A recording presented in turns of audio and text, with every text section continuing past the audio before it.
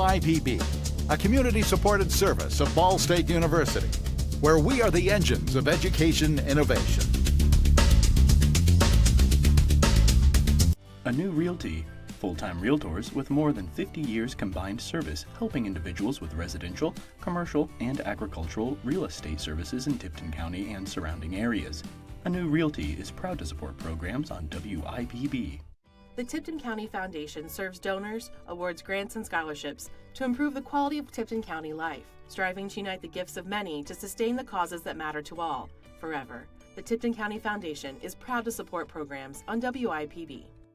Tipton Recycling Facility, helping the community to promote green standards by providing resources to assist with proper recycling. Also currently developing an outdoor learning center to educate the youth on proper methods of sustainability, offering accountability to future generations.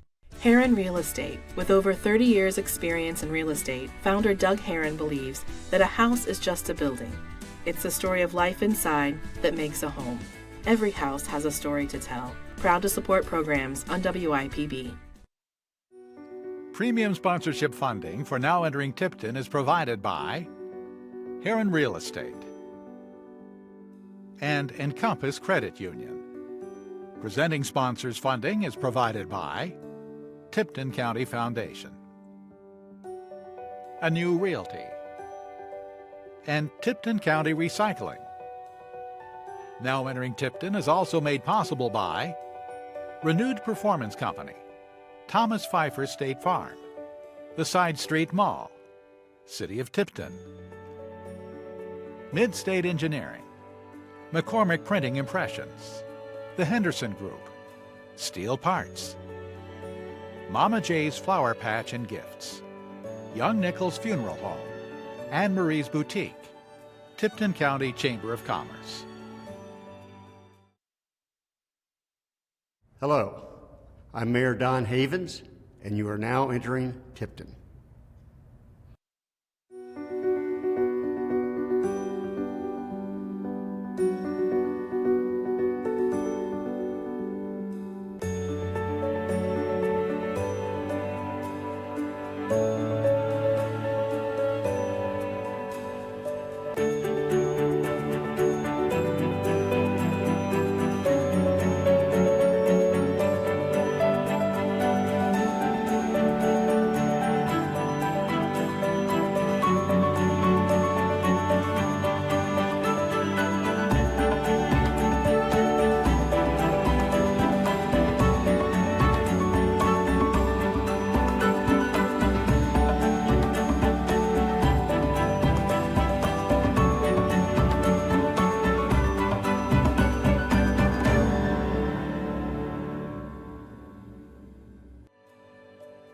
Located about 36 miles north of Indianapolis in Tipton County, more than 5,000 people call Tipton home. Founded in 1844, the town was named after John Tipton, a soldier of the Battle of Tippecanoe turned Indiana farmer and politician. Appreciative of its farming traditions, Tipton is well known for its annual Pork Festival. But beyond the bacon, you'll find a prime geographic location, beautiful green spaces, and a strong volunteer spirit. You'll find a town proud of a close-knit, friendly atmosphere that honors its senior citizens while celebrating its newest residents. You'll find a town rooted in its rich history, looking forward to its bright future. It's in the stories, told here by the residents themselves, through their own photos and videos. You are now entering Tipton, Indiana.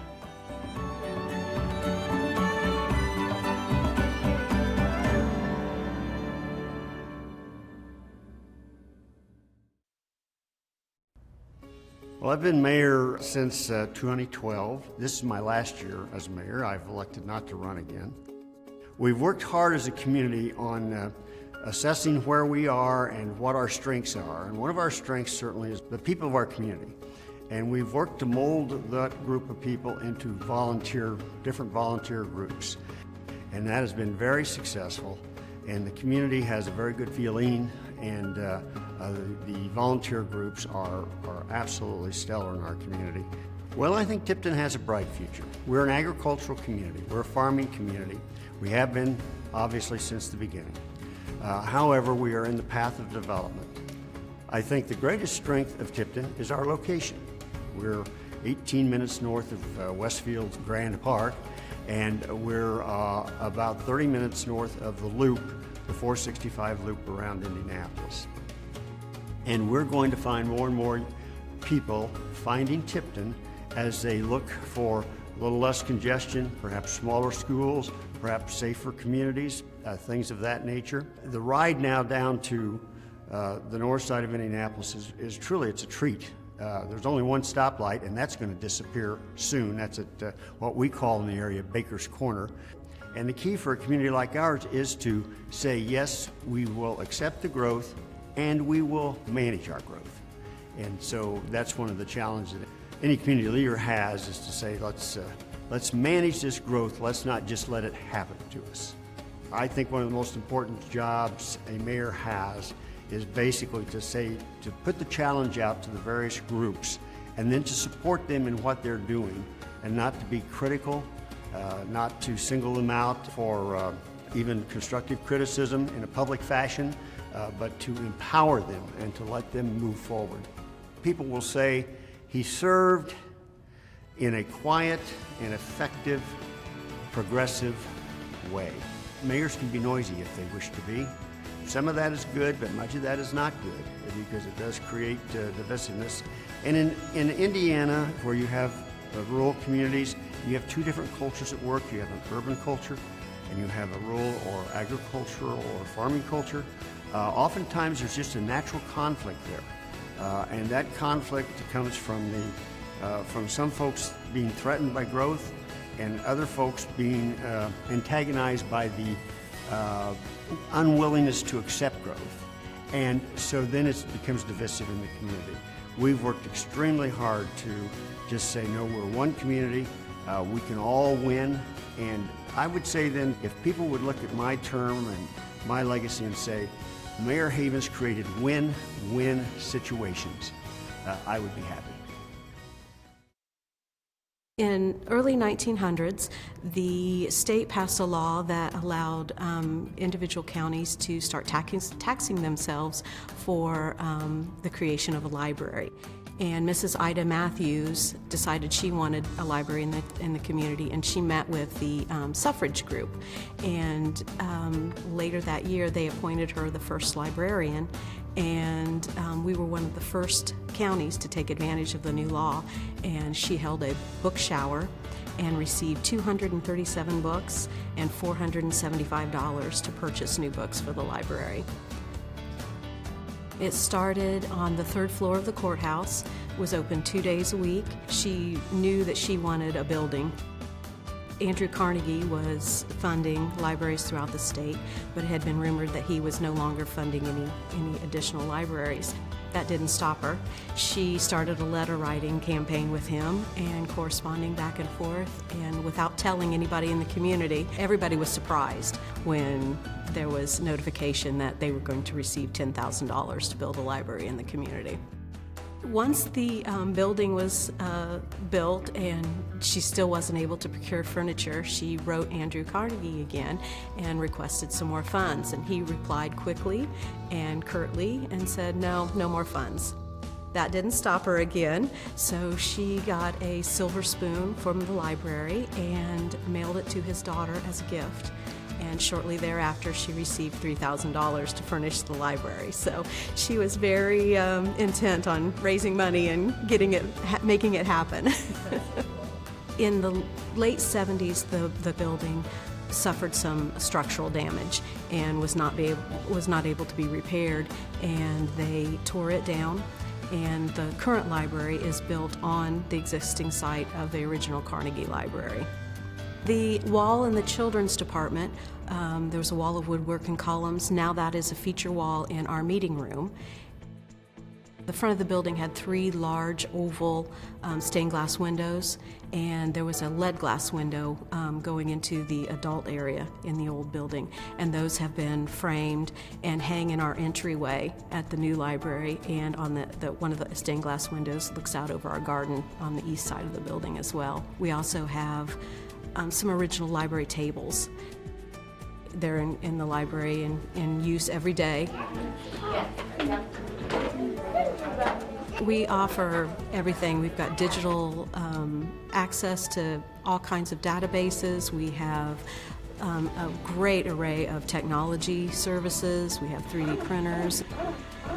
I think Jason, our assistant director, will talk about that. My name's Jason Fields. I'm the assistant director of the Tipton County Public Library.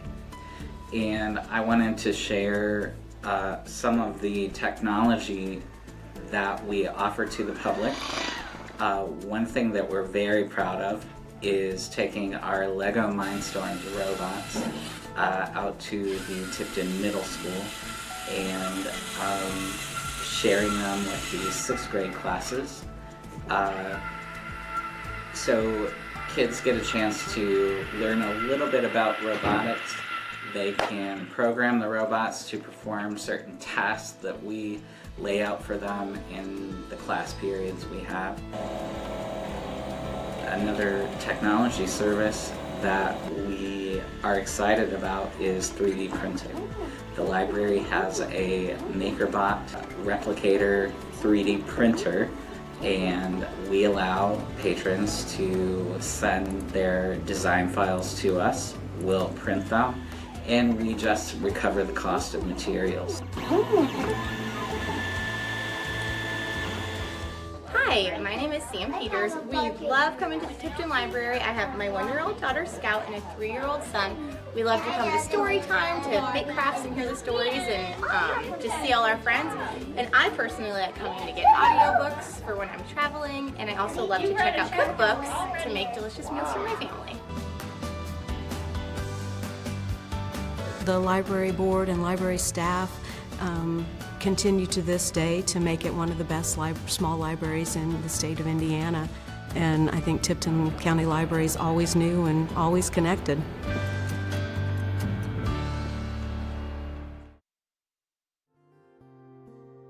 My mother was needing some assistance, and my children were raised at that point in time. So I came back to Indiana and was able to help my mother in her older years.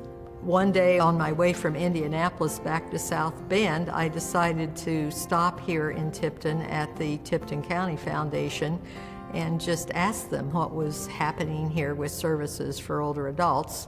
And I learned that this community was really struggling with beginning to develop some services for an older population that was growing here.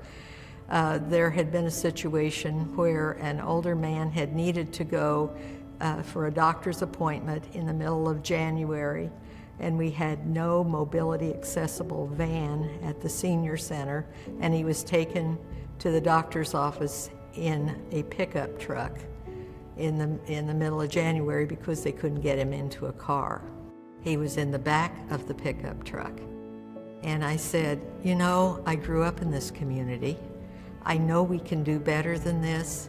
I'm not blaming anyone for this, but we really do need to start to take a look at what we can do to better adapt to more of us living longer than ever before here. And we started the Tipton Care Coordination Work Group, and part of what we've decided to do out of that work group was create an education series here in town to try to help people understand how the community can become more aging friendly, and to help people better understand how to access services they may need, such as nursing homes, assisted living, adult daycare services, home health care. And I've had a number of interested individuals, as well as our organizations here in the community, come together and really work on what can we do to make life better for our older adults, so people can truly have an entire community for a lifetime, and so the older people don't have to leave this community as they get older because we don't have services here. I have always enjoyed working with older people and their families, so that's what I've concentrated on. Health doesn't happen in a doctor's office or in a hospital. Health happens out in the community where we live.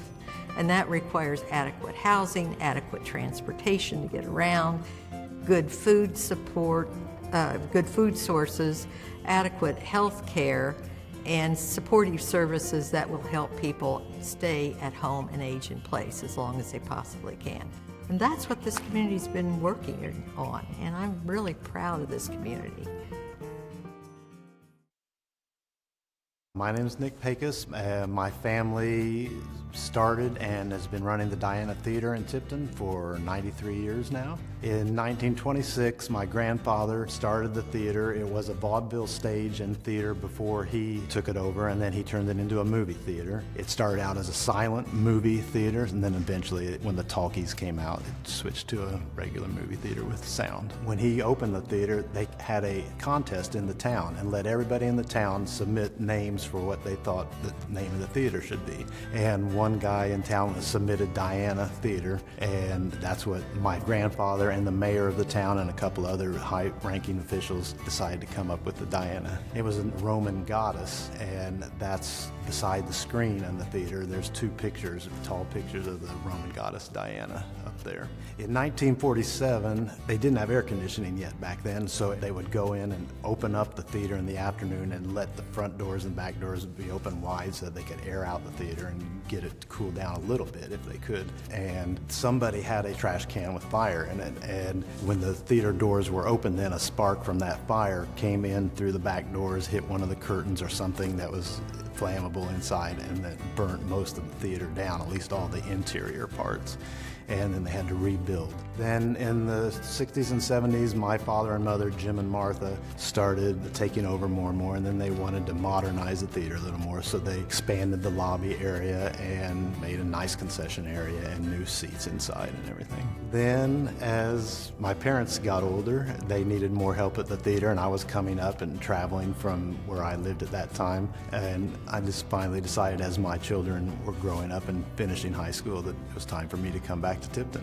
I've been here now for 8 years doing all the things that it takes to keep a theater going. So we're a one-screen theater. We have 400 seats right now. It's $5 to get into the theater, $3 for children that are 11 and under, and the concessions are less than half the price of going to a big theater. My favorite part is the customers and that feel of there's going to be 300 people coming in, and we have 35 minutes to get them all their popcorn, drinks, and candy and get them in and sat down and start that movie, and you hear the whole auditorium erupt in laughter at one time. That is just it's a beautiful feeling, and that's one thing that I cherish.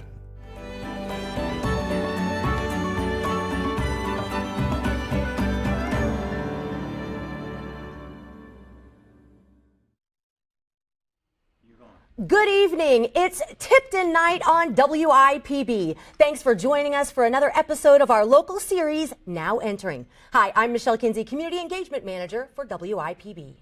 And I'm Angie Rapp, the Marketing Manager for WIPB, and we're so happy you could join us for this unique local program. Behind us are just some of the great people of Tipton that are helping us answer our phones tonight. Now, if you're not familiar with the Now Entering series, it's a program we produce in partnership with our featured town. We introduced this series in 2016 and have visited 7 towns so far, including Tipton. The Now Entering program shines a spotlight on the great towns in our viewing area that feature familiar places and faces. We had so much fun on this production, visiting the town of Tipton, meeting all the fantastic storytellers, and learning what makes your town special. We are here tonight not only to celebrate the town of Tipton, but also to ask you to be a part of what makes WIPB special, our members. When you become a member tonight, you will help support the production of more Now Entering programs like this one that you're enjoying right now. So call 1-800-252-9472 or go online at WIPB.org. There are so many wonderful stories and memories that came out of Tipton, and we've only heard a few of them so far. Coming up, you'll learn about the creation of the Tipton flag, the High School Nature Center, and the great work being done through a program called My Closet. Right now, we are looking for your support for Now Entering Tipton. So give us a call at 800-252-9472 and talk to one of the awesome people right behind me. If you have been watching, you know that Now Entering is a community project with WIPB where neighbors become filmmakers and tell the stories of your town. And tonight, that town is Tipton. They went out and shot the video, collected the photos, and then sat down with our crew and told the stories you are enjoying this evening. And it's no small feat to make it all come together. It's a partnership between WIPB and the whole town of Tipton. And now we are asking you to do your part to become a partner yourself by calling 800-252-9472 and make a gift of support, or give online at WIPB.org. And when you do, we have a great way to say thank you. When you give a one-time donation of $60 or an ongoing monthly donation of $5, we'll send you the Now Entering Tipton DVD as a thank you.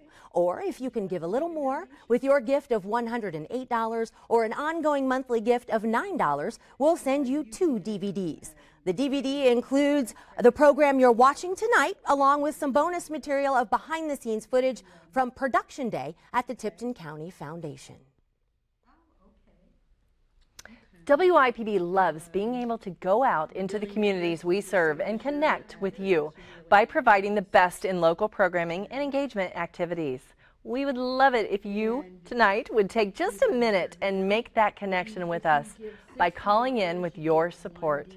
We have so many amazing stories still to come thanks to the people of Tipton. This project is a true portrait of a community because it's painted by the residents through their photos, videos, and narration.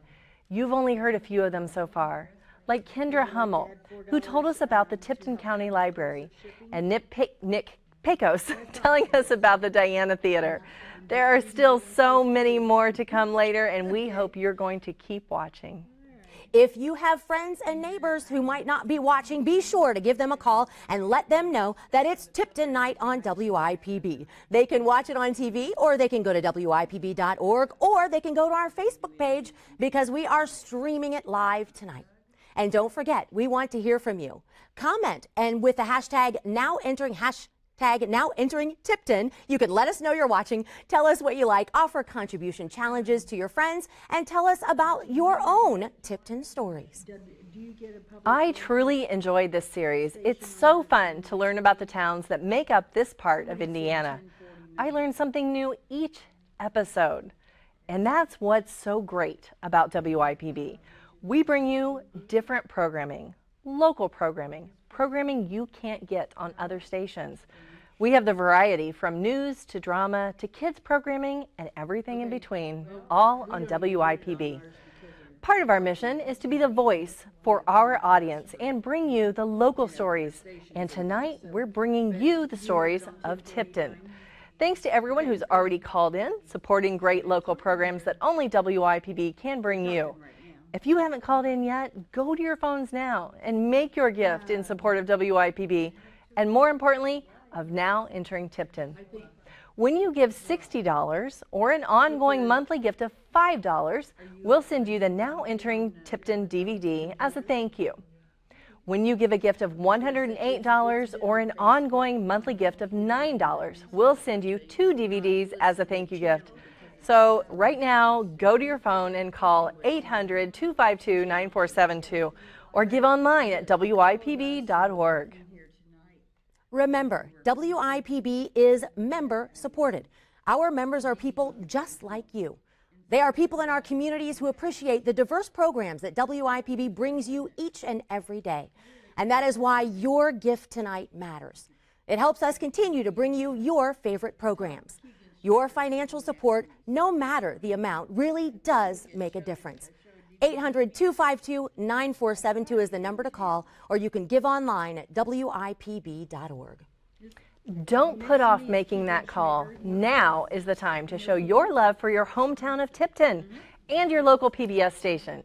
WIPB takes pride in serving our local communities every day, providing you the best in local programming and being able to go out into the communities to connect with you through our various outreach activities. We would love it if tonight you would take just a minute and make that connection with us by calling in your support. We want to hear from you. Now, thanks to everyone who's already called in supporting WIPB and now Entering Tipton. If you haven't picked up your phone, don't worry. There's still time.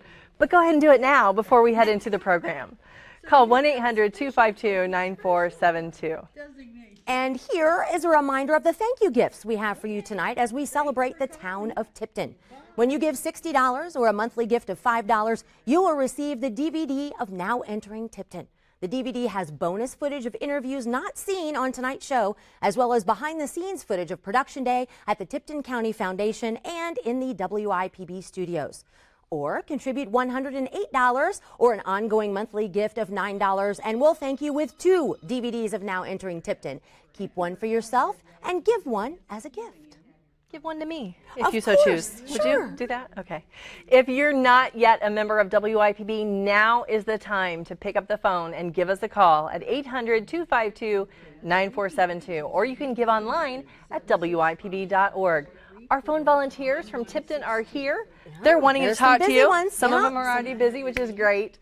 And don't forget tonight to connect with us at #NowEnteringTipton. We want to take just a moment to thank some of the community sponsors in Tipton who have helped bring this program to you. The Henderson Group, Steel Parts, and Mama J's. This is Luann Millett.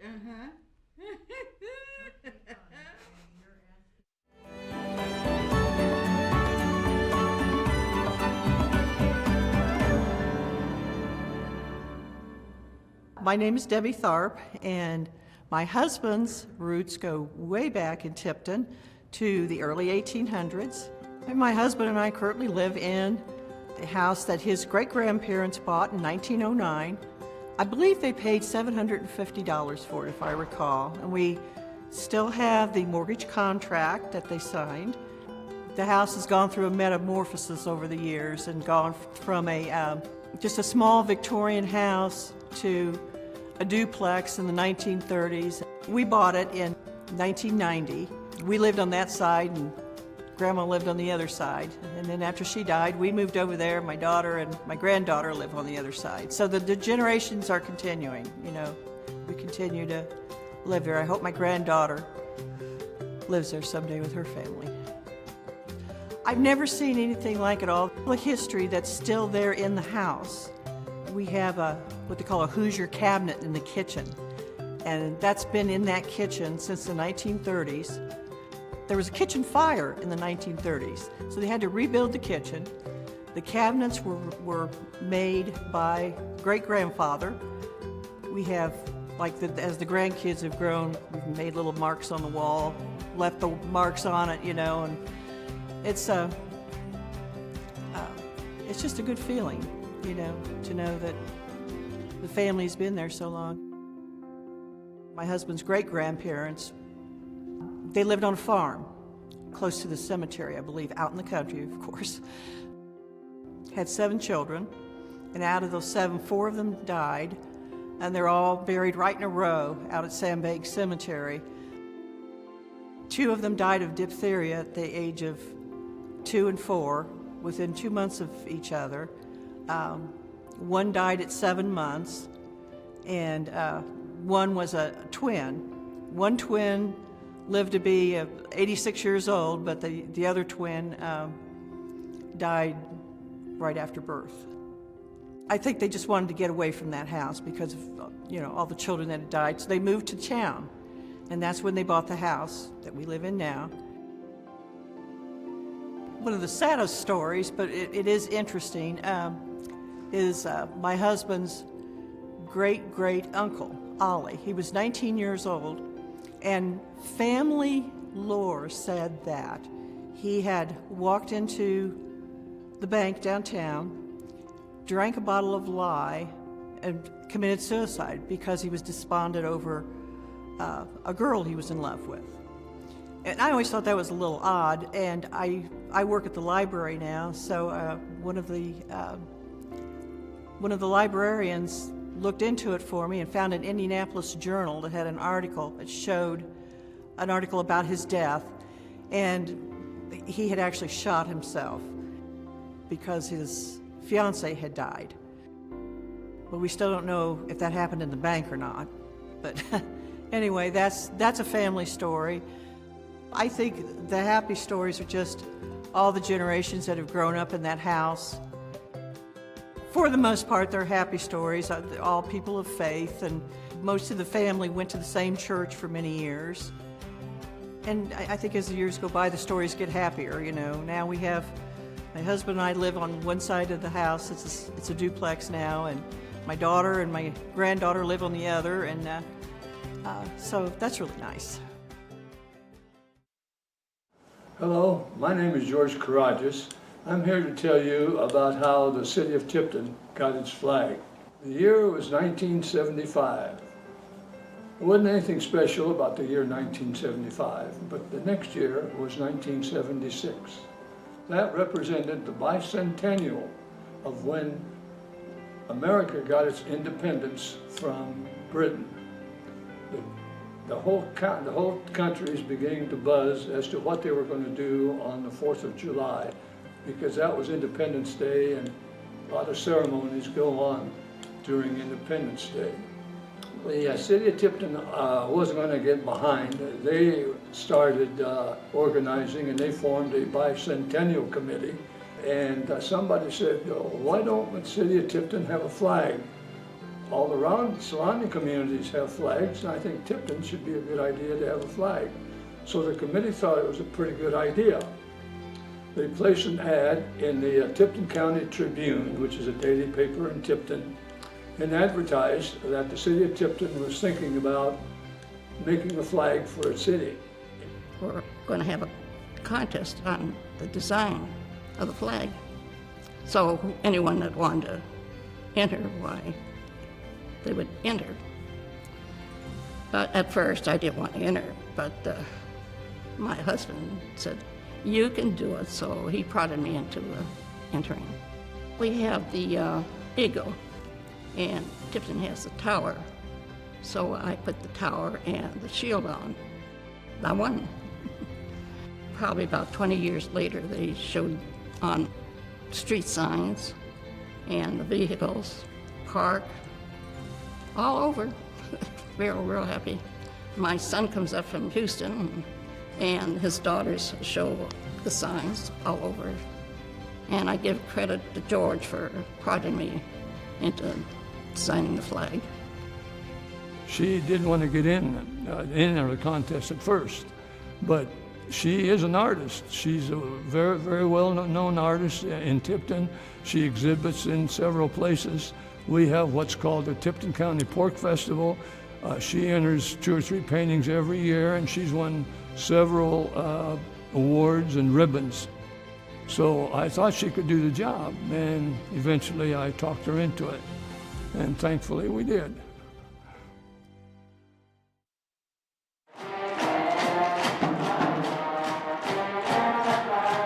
I'm Violet Carson, and I'm here to talk about how the community school helps with the community. People want to help the community. We want to get out there.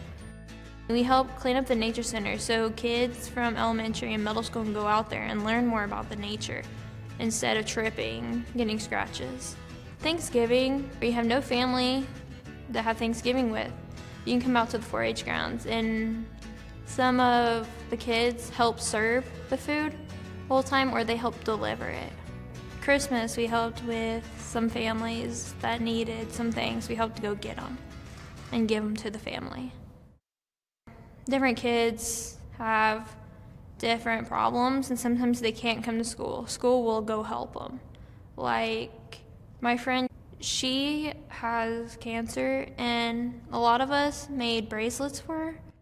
And she has been a part of our lives, and she's shown us that we can be happy and shown us that it doesn't matter where you are, just be yourself. A lot of these skills are getting me ready for what I'm going for. And after high school, I'm doing National Guard, and I'm going for mechanics and diesel mechanics, so I can help them. Like if somebody has a vehicle problem, I can help them, and I know community skills. No matter what's wrong and what position you're in, you can help others out no matter what. It makes us smile and have a better person. We help each other.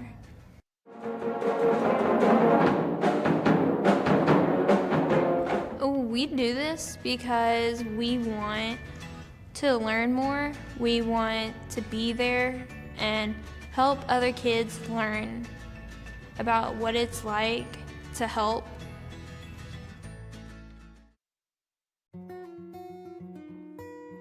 Tipton Utilities is a municipal utility owned by the City of Tipton, and we include 4 different utilities. We have the electric utility, the water utility, wastewater, and stormwater.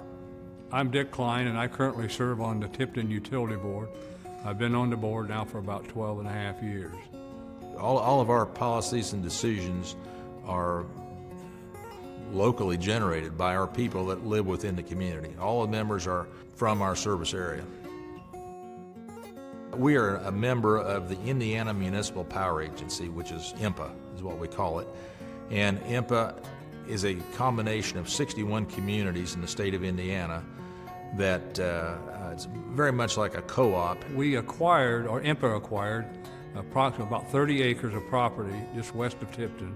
And on 27.5 of those acres is all fenced in with a total of 17,496 solar panels, which are all hooked together on we'll call it a grid that they will generate 5.6 megawatt, which is enough power. 840 homes would be what they could power with that. And all that power coming off of there comes into Tipton. It doesn't go out on the grid. It'll come right into the Tipton sub, and the customers and citizens of Tipton will get the benefit of that solar generation. And the trend has been go green, so Tipton's going green with their solar farm.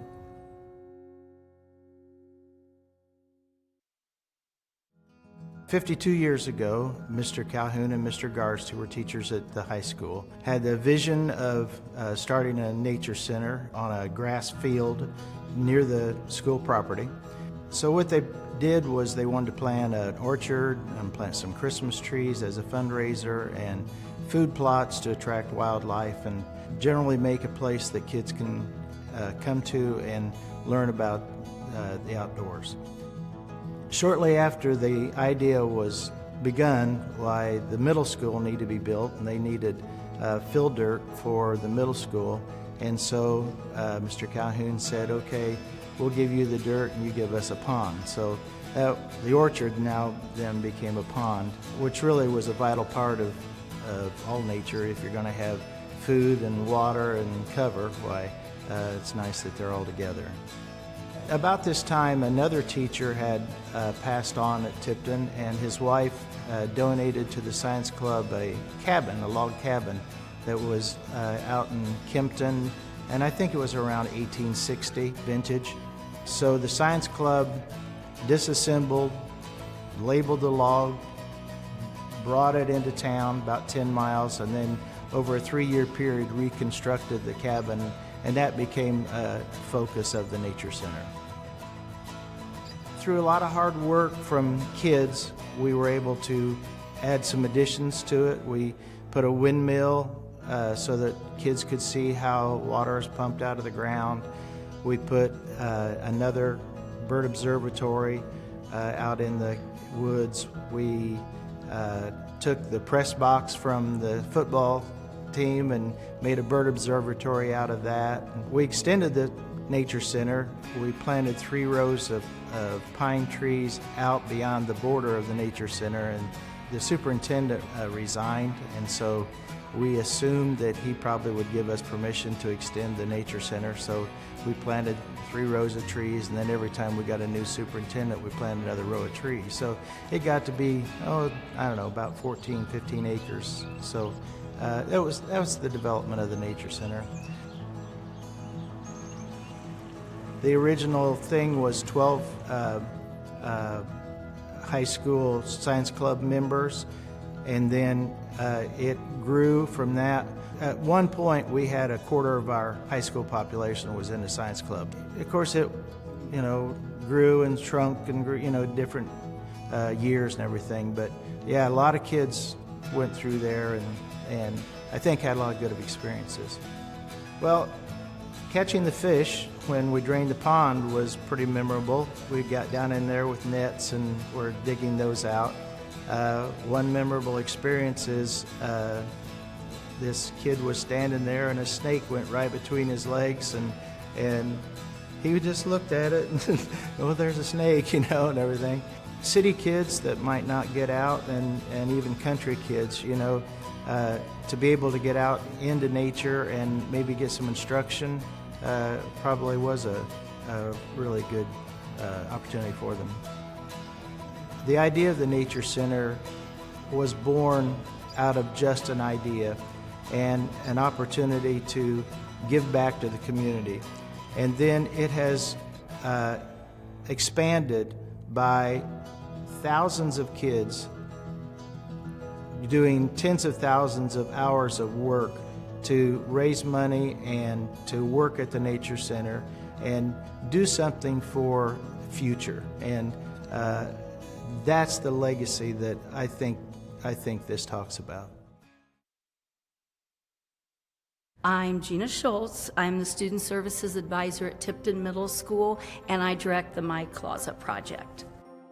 My Closet was started in January 2015. Since that time, we've had 500 visits. We have given away over 200 coats, and just this past winter, we have given away about 65 coats. When we added the new shoes, we've given away 210 shoe vouchers in the last year and a half. It came about in kind of an odd way. I had been laid up for 6 months and had 5 surgeries in a car accident in that time. And I was sitting on my patio and praying, reading my Bible, and was really concerned that with all the health problems I was having, I'd never get to work with kids again. I was kind of asking God, what am I going to do with my life? And He laid it so strongly on my heart that I've got something else. Now that I've got your attention, I'm going to tell you what you are really going to do. And He told me I was going to start this new clothing pantry. My first thought was, how am I supposed to do that? I can't walk, I can't see to drive, and I can't use my left arm. And He said, if you'll listen to me, I'll show you exactly what you need to do. So over the course of about 6 months, I started asking businesses, what do you think? And sending them a letter. What do you think about starting a clothing closet with all brand new clothes and for kids that are in need, since our population's changed and we do have more families that are struggling financially? And the response was overwhelming. Several of the business owners said that they were that kid that never had a new outfit. So we decided that we would end up creating My Closet. The closet would belong to the kids, and it would be a new clothing pantry.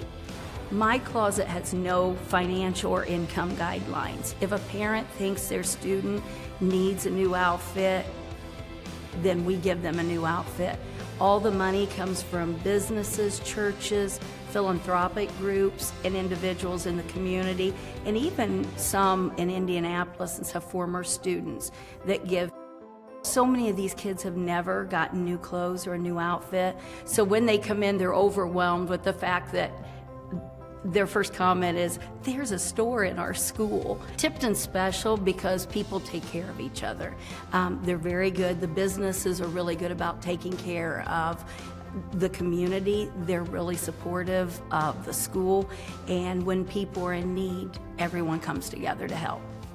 This is owned totally by the community, and it's Tipton people taking care of other Tipton people and loving on them. I think that's what makes it so unique, and we're hoping eventually to get other school systems to jump on board with this, because there has to be this kind of need in other communities. We're not the only ones. Tipton is such a wonderful place, but there are people who do have struggles financially, and we just want to make things easier. And this helps kids' self-esteem so much. Everybody feels good about coming to school in a new outfit. And there are some kids that it's so cute because I can't get them out of that outfit. When they go in the dressing room and they put that outfit on, they're begging to leave it on, and I try to talk them into waiting, and you can wear it tomorrow at school, but I can't get them out of it. And their parents just give in, and they finally go away in that outfit. But It's a neat experience to be able to see these kids come in and get everything they need and know they're going to go get new shoes and they're going to go to Absolutely You Salon and get a haircut. It's kind of like a total makeover. So we want to give these kids something to feel really good about themselves. And I know clothing, many of us grew up with hand-me-downs, and that's okay. But the excitement of a new outfit and a new haircut, you can't measure that.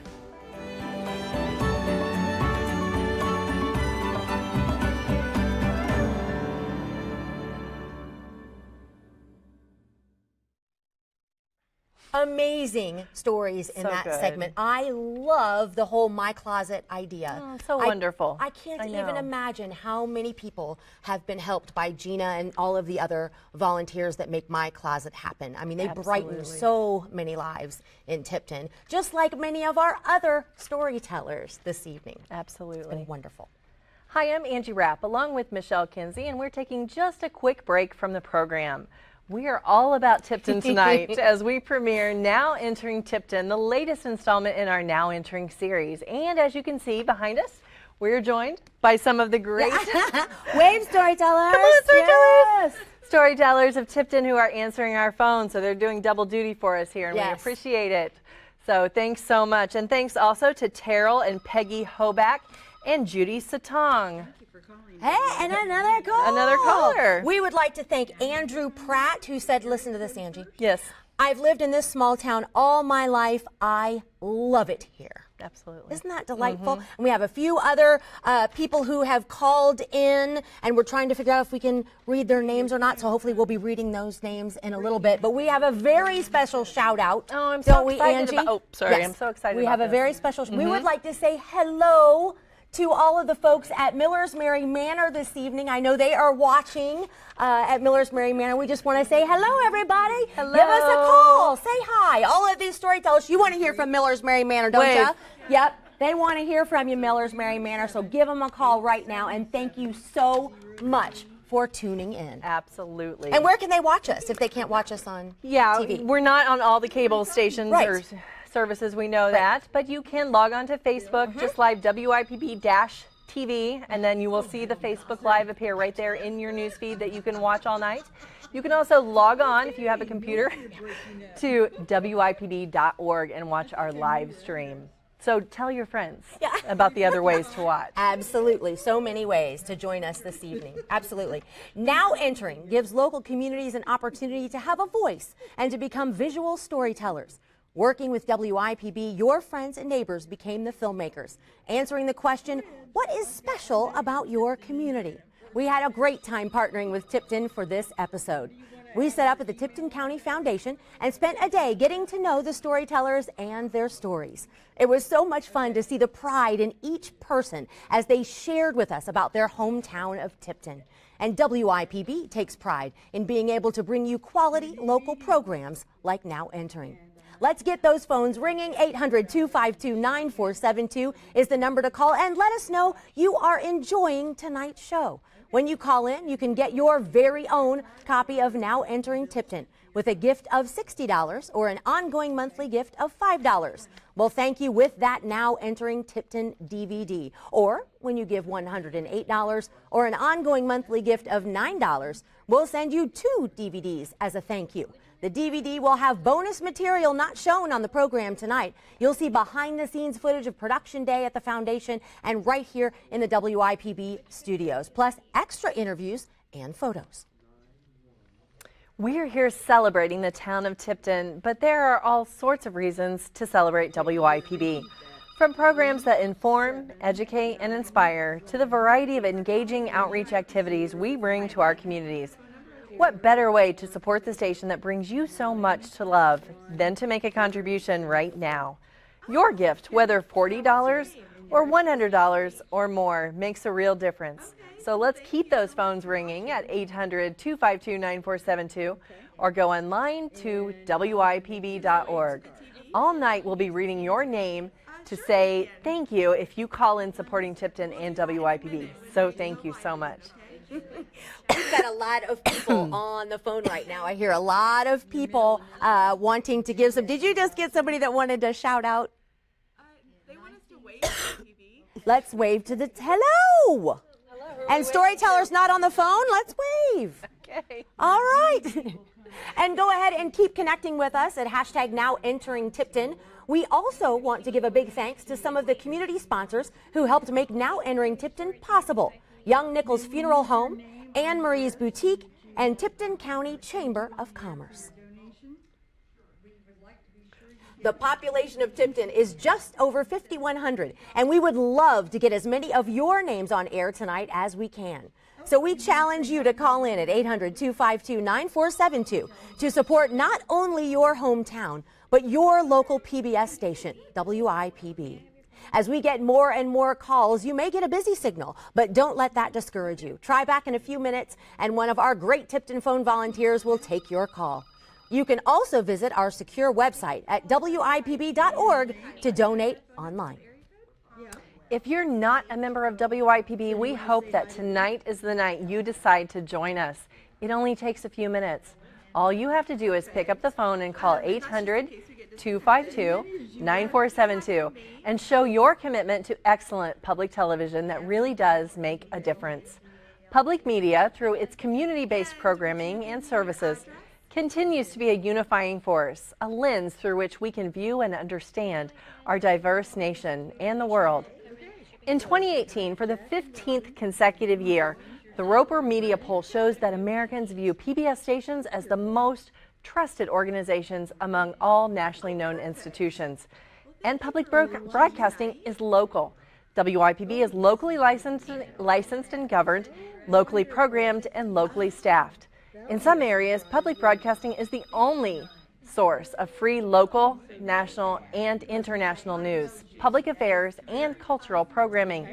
If you want to keep local programming like Now Entering available for years to come, call 800-252-9472 or go online at WIPB.org now. Thanks to everyone who has already called in tonight. Here are a few more people joining the WIPB family. Do we have some names, friends? Let's see. We've got Bill Gossard from Tipton. He says, say hi to Rachel and Hannah. Hi, Rachel and Hannah. Also say hi to Jack and Robin, Dan, Jane, and Catherine. Hello, everybody. And this just in? Yes. Holly Schuyler from Tipton. Thank you so much for calling in, Holly. Wonderful. And we've got a lot of people on the phone right now. We'll get them the next time. We sure will. Yep. We'll read those names in just a few moments. We have seen some great stories tonight, and we have some of the Tipton storytellers with us in the studio answering phones. Call them now to show your support of Now Entering Tipton and WIPB. And don't forget, we do have the Now Entering Tipton DVD as a thank you gift for you tonight. When you give a gift of $60 or an ongoing monthly gift of $5, you'll receive one DVD. And for $108, or an ongoing monthly gift of $9, you'll receive 2 DVDs. The DVD will have bonus footage of interviews not seen on this evening's show, as well as behind-the-scenes footage of production day. When you're with WIPB, you know there's always something amazing that's coming up next. It's a special commitment to sharing the world. It's an irreplaceable service in communities all across the country. But the fact is, television has the power to share the world, and it also has real costs. On average, federal funding amounts to less than 14% of a station's budget, with the remaining 86% coming from local sources. So that's why it's so important for you to give now, to make sure that the best in news, culture, science, history, drama, and local programs stay strong where they belong, right here on WIPB. Call 800-252-9472 or go online at WIPB.org and click Donate to make your gift of support. Now, I think Michelle has snagged one of our phone bank volunteers to chat with, so let's throw it over to Michelle. I did indeed, Angie, and with me is Keegan Schmicker, and he is not a featured storyteller, but let me tell you something. This guy played a huge role in the program that you're seeing tonight. Keegan, thanks for joining us, first of all. My pleasure. Now, Keegan was a huge cheerleader, a huge supporter of this program from day one, and really helped us gather a lot of the storytellers that told the stories tonight. Why, Keegan, did you think this was an important project for Tipton to take on? Cities and towns such as Tipton have very few opportunities to really tell their story, to really collect the stories of their past, present, and possibly future that allows them to communicate that to the outside world. And so this is a phenomenal opportunity for Tipton to do that. Yeah. And what did you think of the process? What was your favorite part of kind of this whole process? Because you saw it through kind of from the beginning. Yeah, so certainly reaching out to those individuals that you thought might have a story they wanted to tell, but also discovering the people who you didn't know, people that you didn't really think of on round 1, 2, or 3 that came forward, and you hear their story and you're just, wow, that's so incredible to hear the history, the richness of their story come out. Absolutely. And I think I've said this probably 1,000 times, but I think the format that this program has, because everything is generated by the residents themselves, you're going to hear stories that if we pulled our truck up to your town and started picking stories, many of them we wouldn't discover. Correct. Yeah. That's very true. So what have been kind of some of your favorites in watching, the program so far this evening? Certainly the Tipton flag is one of my favorites, and I had a participation with that. So myself and Sherry Lansfield recorded it in City Hall. So hearing that, being able to experience both of them, tell their stories, share the documents and some of the artifacts that they had, but also learning more about the stories of some of these storytellers and our organizations, the things I didn't know, why I know of their organization, the history behind it is just so impactful and really completes the story. Yes. Yeah, and a story that I personally didn't know, Correct. and I'm sure a lot of people didn't You're as right. well. Correct. And I know the Courages couldn't be with us this evening, but they did send a lovely email, and they sent some support for the program, so we just want to thank you so much, Courages. I know you're tuning in and watching, so hello, and thank you for your participation in the project. It was a wonderful story, and thank you so much for everything you did to get the word out about the project from day one, to get storytellers, to get people interested and involved in the project, and then to get the word out about the premiere tonight. So thank you so much, Keegan, for everything you did. All right, we're going to send it back to Angie. What's going on over there? Hey, Michelle, thanks for that great interview. One of the things about this series is it celebrates the wonderful stories, charm, and character of the towns we visit. The history, the school spirit, and the people. Every town certainly has its stories, and we've already heard some great ones from Tipton. Coming up, we'll learn more about the police and fire departments, the Main Street Association, and the West Street Christian Church. That sounds great. I can't wait for it. It does. Do we have more names? We do. We have a few. Thank you so much to Beverly Shinlob Hollowell. And from Andrea Baxter, who we knew as Andrea Schmaltz when she worked at WIPB back in the day. So hello to Andrea. Nice to hear from you. And Emily Adderson. So thank you so much to these people. We have so many more on the phone right now. We do, and we'll get to those names. We lots promise. more thank yous coming up. If you have a message that you want us to relay to people, if you have anything you want to say about living in Tipton or growing up in Tipton, we will get to it. We promise. So many people were instrumental in making this project a success, getting the word out in town, hosting a town hall meeting, and more. We spent a day in Tipton interviewing our storytellers at the Tipton County Foundation. Community members collected photos and videos, and our director, Heather Hunt, along with several staff members, put it all together. It is truly a team effort, and we want to take a moment right now to thank the two premium presenting sponsors who helped make Now Entering Tipton possible: Heron Real Estate and Encompass Credit Union. Encompass Credit Union is community-minded just like you and strives to give back in every way it can by sponsoring local sports teams and supporting local organizations, community groups, and school events. Encompass is proud to support programs on WIPB TV. Heron Real Estate. With over 30 years experience in real estate, founder Doug Heron believes that a house is just a building. It's the story of life inside that makes a home. Every house has a story to tell. Proud to support programs on WIPB. Thanks again to Heron Real Estate and Encompass Credit Union. We would love for you to be a part of our team too. Be a part of what it takes. what keeps programs like Now Entering on WIPB. Thanks to everyone who has already called in and given your support. And thank you to our phone volunteers. Yes!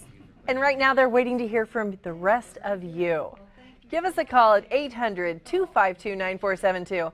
Make that gift of support tonight at $60 and we'll send you the Now Entering Tipton DVD, which is full of bonus footage and interviews. Or make a $108 contribution and you'll receive 2 DVDs of Now Entering Tipton. We want to hear from you right now. Absolutely. Now let's get back to a story from Kara Kellerman about the Encore Senior Citizens Program.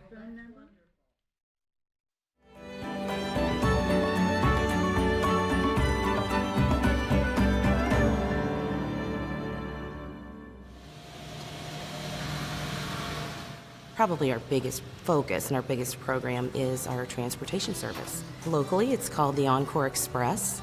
The service is focused on the older population here in Tipton to provide them a way to get to the doctor or other basic living needs. And the service has experienced some pretty tremendous growth in the last 3 or 4 years. We just finished 2018 providing over 4,200 rides to these residents and others. I go to dialysis 3 days a week. So it's kind of nice not to have to make a burden on my family, so I can use transportation services for that. Something unexpected came out of that program that I'm really proud of, and I couldn't have done it without the help and support of my board of directors. And what it is a program that we added to our existing activities program, and we call it Excursions with Encore, where we take one of our buses and we load up at the Encore Center about 9 o'clock in the morning and we head out of town for the day. We go to a museum, maybe a baseball game, or other really fun things. Well, when you work with this demographic of people, these people experience different daily living than you or I if, we're used to working during the day and doing fun things on the weekends sort of thing. Lots of these folks may still drive, but may not drive out of Tipton. So they're very stuck or not able to go out and do things that they would like to do. It opens their world a little bit, gives them something really fun to look forward to. And I realized, I guess, after this started happening and the impact it was having on this generation of people, one day when I went to the bank to make our regular deposit, and the tellers are all like, "Hey, Kara, how was the trip? How was the game last night?" And I'm like, "What?" And they know all about it. Because several of our patrons bank at the bank that we use, and they're talking about it. And how much they're looking forward to the upcoming trip to whatever we have planned, and then coming home and telling them all about it. So I'm sure they're talking to other people besides the bank, so it's spreading through the community, and people feel great about it. It's also led to local businesses providing sponsorship for us to do some even bigger things. We went to Beef and Boards to watch a show. That can be kind of pricey sometimes, but we got help from local businesses, and it makes a difference in the lives of these people, giving them something really fun and positive to do. This older generation has a lot to offer. If we just open our ears, there's a lot of research out there that supports the idea that social engagement in that demographic, that age group, provides improvement in quality of life. And I've seen it. You can feel it in the air when you walk through the dining room. If you jump on the bus as a volunteer to go help with an excursion one day, you can feel it on the bus. The bus ride is half the fun. I love my job. This is a career plan B for me. Unexpectedly led me here after serving on the board of directors, and I have the best job in America. These people are great. I've learned so much. They have so much to offer. The Tipton Police Department was created back in 1844 when the city of Tipton became an actual city. The police department has grown over the years from just a few guys carrying a gun and a badge to now we have 13 full-time officers and we have 4 reserve officers that donate their time to the city. We have 2 canines, Canine Taz and Canine Tanja. This is Canine Taz. He is a 2-year-old Belgian Malinois male. He is my partner. He is considered a police officer when it comes to legal things. He is a tool that I use to find narcotics that are here illegally. I can track suspects, or I can track missing children. I can track criminals, I can track people that maybe have Alzheimer's or dementia and are confused and get lost. He's good at his job, he enjoys his job, his work is his play. We truly care about this community. We truly care about keeping it a safe community for everybody that lives here and for people that visit. One of the programs that we have is through the Fraternal Order of Police, which is made up of both the Tipton County Sheriff's Office deputies and the Tipton Police Department officers. And that Fraternal Order of Police, Lodge 109, provides numerous monetary activities for the community, including scholarships, Shop with a Cop, and likewise, the community supports us. We pride ourselves in 3 aspects of law enforcement, and that is service, education, and enforcement. We have officers that teach DARE. We do public appearances just to inform our community members about what's going on at the department, trends we are seeing, how to protect themselves. We love to be out in the community and partner with our community members. The history of the fire department also dates back to 1844. It was designated that each household would have a firefighter in it, and so that designated firefighter in each household would be responsible to respond if there was a fire, maybe not at their neighbors, but across town. And so those individuals were the first firefighters. They have 12 full-time firefighters right now and then 5 part-time firefighters. They have a rescue truck, an ambulance, an engine, and a ladder that extends up 75 feet for our larger buildings in town. It's not uncommon to see a Tipton police officer on the end of a fire hose if they're short-staffed or if they need to make entry into a house to rescue someone. We have a great working relationship and we love those guys. Tipton is just special because of its heritage and of its culture, just that small town USA feel. Tipton is just big enough to get the feel of a city, but it's small enough that everybody knows everyone and everybody gets along for the most part. The ultimate goal for all the people that live in Tipton is to keep it a safe, clean city. In my reading, I saw Dr. Silas Blount, my great-great-grandfather, with his family and friends, came to Indiana from Ohio and settled at West Kinderhook. There's still remnants of the settlement there, but just barely remnants. Dr. Blount built a log cabin, so did his friends, and they began worshiping in his house. And I read that he was always ready to tell somebody about the gospel. Dr. Blount valued education, sent all of his children to college, which back in the 1840s would have been tremendous. Brazilla Blount went to college, came back, and joined the group of Christians that were here in Tipton. By 1859, they were ready for a permanent preacher. They hired Brazilla Blount, 1859, to teach on alternate Sundays. Brazilla Blount then led the charge in raising $6,000 for the Red Brick Church, which was on Northwest Street, just south of where the current church is. As the church grew, they felt the need to expand, so they had land at the corner of Northwest Street and West Washington Street, and they built the church that we know today, which is just our sanctuary area. As growth happened, the church added educational wings. A very interesting story about the size of the church. Back in the 1920s, there was a man, William McGraw Sr., who was a Sunday school teacher for the men's Bible class. He had 1,500 men enrolled in his Sunday school class. We are very much involved at West Street with trying to alleviate hunger. Probably for the last 10 years, we've done a program called Backpack Blessings. 22 some volunteers work every week to get a backpack, a rolling backpack filled with food, delivered out to the elementary schools so kids can have food for the weekends. We partner with Trinity Wesleyan Church. We like to work together with partners. And so with the two of us, we can cover kindergarten, pre-kindergarten through 5th grade. We have what I call the Fat Bird House.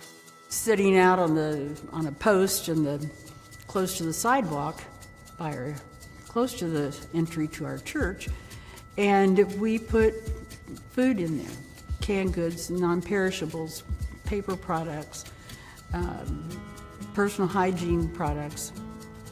Anybody can come anytime, day or night. Take what you need, leave what you can. We ask Rise Against Hunger to bring in all their supplies, and we had about 56 people that came to the social rooms. We all had our little jobs to do. It was an assembly line. We packed over 10,000 meals that would be sent somewhere in the world. There was rice and protein powder and vegetables and things in this bag. Recently, we heard that our 10,000 plus meals had been placed on a ship going to Zambia. We love our building. Some people, the older people, the people like me that have been here all my life and can trace my roots back to the founders, we love our building, but it's just a building. It doesn't mean anything if we're not using it for others, to help others.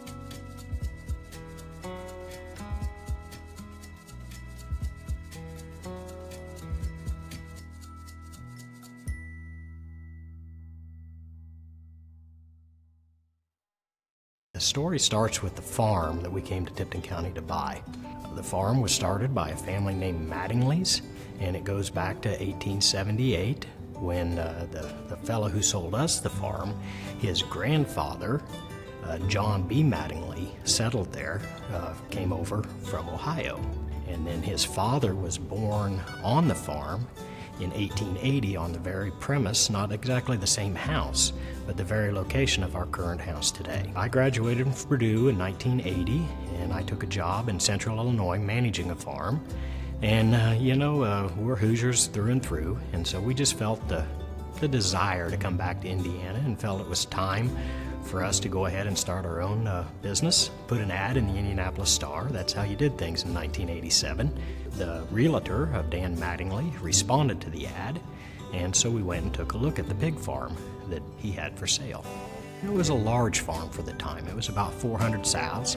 We went and we toured the farm with Dan and the realtor and looked at it, and it looked like exactly what we had been looking for. It had a nice house and the buildings were in reasonable shape, and it was kind of a dream come true for us that we had found what we were looking for. So we went back up to the house and visited with Dan and his wife, and it became very apparent that we couldn't afford the farm.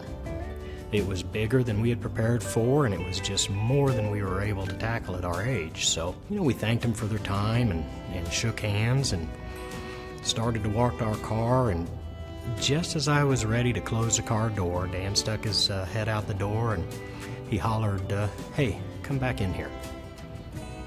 And those words changed everything. We turned around and I said, "With all due respect, sir," I said, "I can't afford this." And he said, "We'll make it happen." And he said him and his wife had visited for that 30 seconds and decided that we were going to be the next generation to carry on his family farm. Dan was born in the house that used to sit where our house was in 1921, so both him and his father were born at the exact location to where my family and I live today.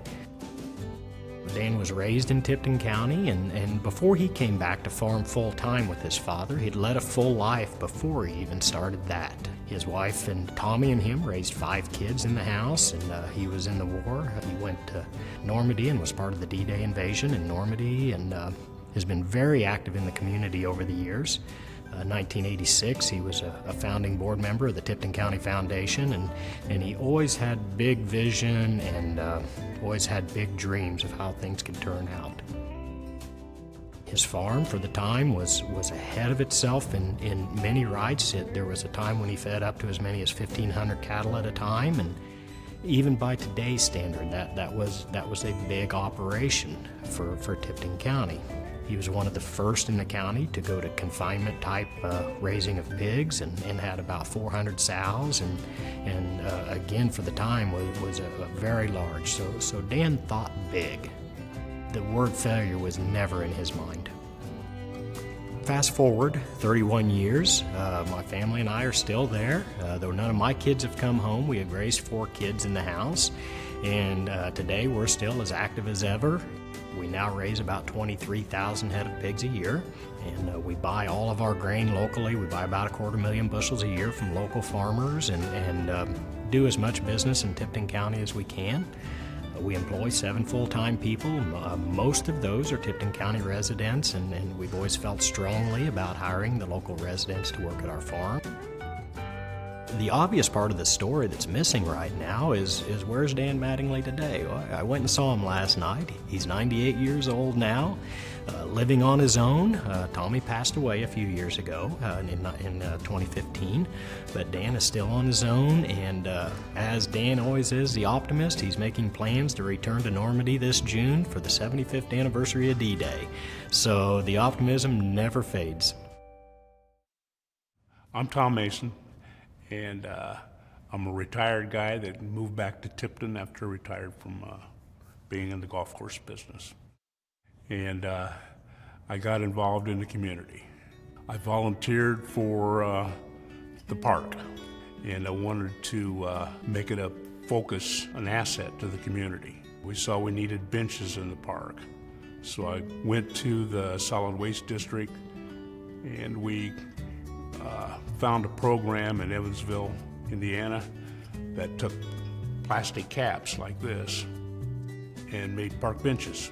They're very good park benches. They're very sturdy and almost indestructible. So it took 400 pounds of these caps and $200, which I could sell to residents, to get a bench. And we ended up getting 40 benches. The city, thankfully, engraves those benches with the name of the sponsor or the family or business. So it's been an asset to the community, and they really appreciate it. As we started our Main Street organization, one of the things that we thought we could accomplish a lot with was have an event that was free to the community for families to kick off the Christmas season. Santa Claus comes in a parade. We have singers everywhere. We have a cookies giveaway down the street. A lot of the vendors in the community putting out a table of donuts for the kids. We have places to do arts and crafts, entertainment in the library. When we first started it, we thought we might get 500 people, and we had 2,000.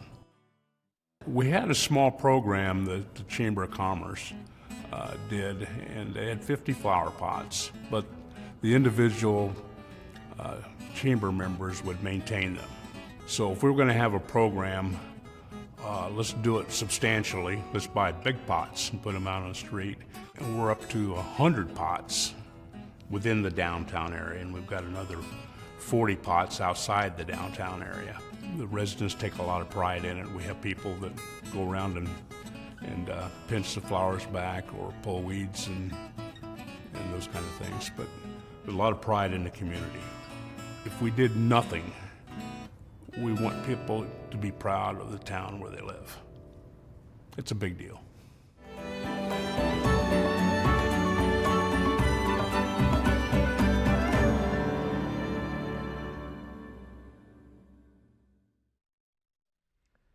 Wow, if there is a takeaway tonight, it's that everyone has a story to tell. Yes. We've heard some great ones already, Wonderful right, Michelle? ones. And in that last story, yes, he just wants everyone to be proud of the town that they live in. And we are seeing pride all over the place tonight as we watch Now Entering Tipton. We've heard some great stories, and we have a lot of stories to come, so stick with us. Thank you for joining us for Now Entering Tipton tonight on WIPB. I'm Michelle Kinsey, along with Angie Rapp, and we're so happy you could join us to celebrate the stories of Tipton. We cannot thank the people and town of Tipton enough for participating in this series. It's their stories you are seeing come to life on the screen. Residents tackled the question, what makes Tipton so special?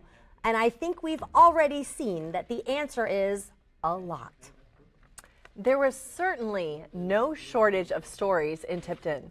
We enjoyed such a variety this evening already, and you can enjoy the stories anytime when you own your own copy of tonight's program. You can do that when you call in and give a donation of $60 or an ongoing monthly gift of just $5. We will thank you with a Now Entering Tipton DVD. Or when you give $108 or an ongoing monthly gift of just $9, we'll thank you with 2 DVDs. All you have to do is call, and one of the phone volunteers that are here tonight will take your call and help you enjoy that DVD right away. Just give us a call at 800-252-9472 or give online at WIPB.org. We want to take a second to thank our presenting sponsors, Tipton County Foundation, A New Realty, and the Tipton County Recycling. And now, So some more many. thank yous. I know. Yes. And we have a almost full phone Oh bank my to goodness, go. that's so exciting. So first up, Yes. Patty Elisario of Mhm. Tipton. She wants to urge everyone to attend the Relay for Life tomorrow morning I at love Tipton. that. I do too. Thank you to Patty. We'd like to thank Terry Sancerre Martin, and she is watching from Savannah, Georgia this Wow. evening. Hello, Terry. She's watching on Facebook. Love How it. cool is that? She wants to give a shout out to Debbie and Jerry Frazier. I believe she's class of 78. Terry is. So, hey now. Linda Martin, a shout out to her mom, Linda Martin. She's retired from the Tipton Hospital. Love it. And also to Phil Martin. So thank you so much, Terry, for watching, and thank you so much for joining us on Facebook this evening. Thank you also to Nancy Finney of Muncie. She is loving watching this. She is a supporter of WIPB and especially the Lawrence Welk program. So to a loyal WIPB member, thank you to Nancy. Absolutely, very loyal. Hey, thanks, Trish Peters. This is just some of what Trish had to say this evening online. She said, I was born and raised in Tipton along with my family and friends. Although I've lived a few other places in my life, I've always been proud to say I'm from a small town. Tipton will always be my home. Love it. Lovely. Thank you so much, Trish. Thanks also to Janet Driver of Tipton. Awesome. And we'd like to thank the mayor, Don Havens, and his wife, Tamara Brown, for calling in their support. They couldn't be with us tonight, but they sent along some support, and I'm sure they are watching somehow this evening, tuning in. So, hello, Mayor. Don't forget, you can connect with us as well at #NowEnteringTipton if you're online on social media. We are broadcasting. You can tell your friends if they're not allowed to, or they're not able to watch us on cable. Sure. You can stream us at WIPB.org or just watch on Facebook. Absolutely. Our world is filled with never-ending wonders that amaze, surprise, and delight. For decades, WIPB has been committed to bringing it all home to you. Because when it comes to serving you with great public television, our purpose is clear: to be an invaluable source of news, ideas, and inspiration. Please help ensure that there will always be community-centered programs right here on WIPB. It's not too late to call in your support for programs like this. Call 800-252-9472 or give online at WIPB.org. WIPB is here for all ages, from the tiny tots to the grandparents and everyone in between. If it's quality television with impact, you know you'll find it on WIPB. We strive to bring you the best in entertainment and reliable information. Call us at 800-252-9472 to let us know you enjoy not only these shows, but all the great local programs that you're watching, just like tonight. We want to take just a second now to thank some more of the Now Entering Tipton community sponsors. Thank you to Renewed Performance Company, Thomas Pfeiffer State Farm, the Side Street Mall. Thank you so much for your support. Now, I believe Michelle has another one of our storytellers that was just featured in the last segment, and she's going to talk to her now. Michelle? Thanks, Angie. And with me is Luann Millett, and I'm sure you recognize her from the last segment. Luann, refresh people's memory. What was your story this evening? My story was about the history of the Christian Church and Disciples of Christ in Tipton. Why did you choose that particular story? Because I know you. We become buddies through this process, and Luann knows a lot of things about Tipton. Why did you choose that particular topic? Well, my great-great-grandfather was Dr. Silas Blount, and he started this little church in his house out in West Kinderhook, which is on the Atlanta, it's east of Atlanta, Indiana. It's on the Tipton County, Hamilton County line. So I'm the last living relative that still goes to West Street. Wow. So That's I thought amazing. it was so important. A lot of history there. Yes. Absolutely. And so because there's so much history there, Luann, talk to me a little bit about how you felt kind of digging through the photos and kind of reacquainting yourself with the history of the church. How did that feel, and did you come upon any surprises? I don't think I came across surprises, but I had friends that had pictures of Silas Blount's house, and I'd never seen that before, so that was interesting, and it just brought back memories. I'd heard stories about the 1,000, 1,500 people that were in Sunday school class. That is a lot. In that picture, if you look closely, the snow is piling up on their shoulders. They were standing out for the picture in front of the courthouse. Wow. So when you get the DVD at home, Look you're going to want closely. to pause at that moment so you can see that, Look right? closely. Yeah. So if that isn't a reason to call in Yeah, and get the DVD, right. we don't know what is. Speaking of reasons, we are constantly going to new towns, looking for new towns in our viewing area to feature. What would you tell someone about this project in their town? Would you encourage them to be a part of it, and why? Oh, definitely. You know, I'm a newspaper writer, and I wrote a story for people in Tipton suggesting people that we hadn't gotten as storytellers yet. Sure. And it needs to be the important things, important people and organizations in your own town, your schools, and your, like the hospital and theater, Just a lot of places. yeah, Right, arts and right, crafts and right. So you're saying whatever. if we return to do part 2 in Tipton, there'll be plenty of other stories to do. Is There that what you're could saying, be, Luann? yes. Yeah. I will tell them again. That's right. That's right. We have had some amazing cheerleaders for this project in Tipton, and they have just been a delight to work with. So thank you so much for sharing your story, and thank you so much for getting the word out about the project to everybody. We really appreciate it, Luann. That's what I like to do. All right, back to Angie. Part fundraiser, part community builder, part historical and cultural documentary, and part day in the life video, scrapbook. Now Entering shares with viewers the local legends, historical happenings, and backyard secrets of our towns. WIPB believes in making the communities we serve better. We do this through our community engagement activities and through the local programming we bring you, like the Ready to Learn camps, Be My Neighbor Days, Wellness Matters, the Round Table, and of course, Now Entering. When you call in to support WIPB, we will thank you with a Now Entering Tipton DVD for a $60 contribution. Or if you can give a little more, we will thank you with 2 Now Entering DVDs for a $108 contribution. The DVD has the program you are watching tonight, along with bonus footage of stories and interviews that didn't make it on the show tonight, as well as behind-the-scenes footage of production day.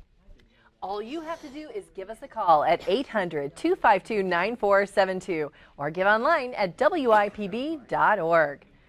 Now Entering has been a fun show to bring you. We got to meet friends, families, and neighbors who want to tell the stories of their town, your town.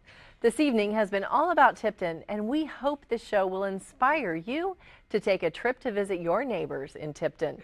If you like this episode of Now Entering and want to help us make sure quality local programs stay on WIPB, just give us a call at 800-252-9472 or go online at WIPB.org. Thanks to everyone who's already called in to support WIPB and the programming you love. We have just a few more to thank, and then we'll have more after the next break, right, Super. Michelle? Yep. So thank you so much to Kathy and Tom Mason, and they're saying thanks to WIPB for sharing the story of Tipton. It is our pleasure. Absolutely. Honestly, it is our pleasure. So thanks for calling in tonight. Thank you also to John Coulter, actually John and Eloise Coulter. Great. So thank you to them. And also Denny Altair, who is giving a shout out to Roger and Cindy Mitchell, and they said they are loving the program. Thank you so much. We're glad you're enjoying it. I have one more. This is one more.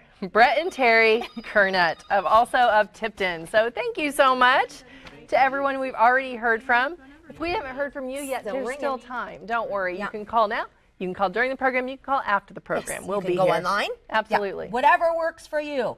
Now let's get back to the Now Entering Tipton program and learn about the Boys and Girls Club, 4-H and FFA, the Noble Canning Factory, and a highlight each year, the Tipton County Pork Festival.